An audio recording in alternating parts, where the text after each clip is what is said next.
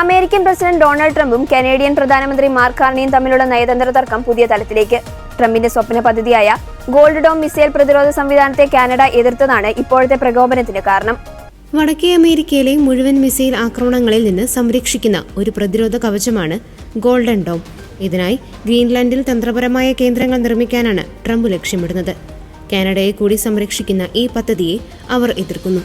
പകരം ചൈനയുമായി ബിസിനസ് ചെയ്യാനാണ് അവർക്ക് താൽപര്യം. ആദ്യ വർഷം തന്നെ ചൈന അവരെ വിഴുങ്ങുമെന്ന് ട്രംപ് ട്രൂത്ത് സോഷ്യലിലൂടെ പരിഹസിച്ചു. ഈ പദ്ധതിയെ ഒരു പ്രൊട്ടക്ഷൻ റാക്കറ്റ് എന്നാണ് ഐക്യരാഷ്ട്രസഭയിലെ കനേഡിയൻ അംബാസഡർ ബോബ് ബ്രേ വിശേഷിപ്പിച്ചത്. അമേരിക്കയുടെ അമിത നിയന്ത്രണത്തിലുള്ള ഈ പദ്ധതിയിൽ ചേരുന്നതിനേക്കാൾ സ്വന്തം പരമാധികാരം സംരക്ഷിക്കാനാണ് കാനഡയുടെ തീരുമാനം. അമേരിക്ക ഉള്ളതുകൊണ്ടാണ് കാനഡ നിലനിൽക്കുന്നത്.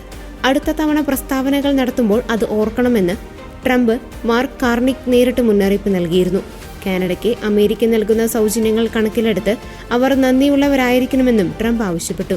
കാനഡ നിലനിൽക്കുന്നത് അമേരിക്കയുള്ളതുകൊണ്ടല്ല, മറിച്ച് നമ്മൾ കനേഡിയന്മാരായതുകൊണ്ടാണെന്ന് കാർണി തിരിച്ചടിച്ചു. സാമ്പത്തികമായും സുരക്ഷാപരമായും അമേരിക്കയെ മാത്രം ആശ്രയിക്കുന്ന കാലം കഴിഞ്ഞുവെന്നും അദ്ദേഹം വ്യക്തമാക്കി. അമേരിക്കയുമായുള്ള വ്യാപാര തർക്കങ്ങൾ നിലനിൽക്കെ കാനഡ ചൈനയുമായി പുതിയ വ്യാപാര കരാറുകളിൽ ഒപ്പിട്ടിരുന്നു.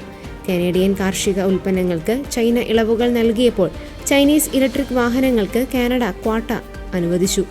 ഈ നീക്കം ട്രംപിനെ കൂടുതൽ പ്രകോപിച്ചിട്ടുണ്ട്. മാർക്ക് കാർണിയുടെ വിമർശനങ്ങൾക്കുള്ള പ്രതികാരമായി ട്രംപ് രൂപീകരിച്ച ആഗോള സമാധാന സമിതിയായ ബോർഡ് ഓഫ് പീസിൽ നിന്ന് കാനഡയ്ക്കുള്ള ക്ഷണവും ട്രംപ് റദ്ദാക്കി.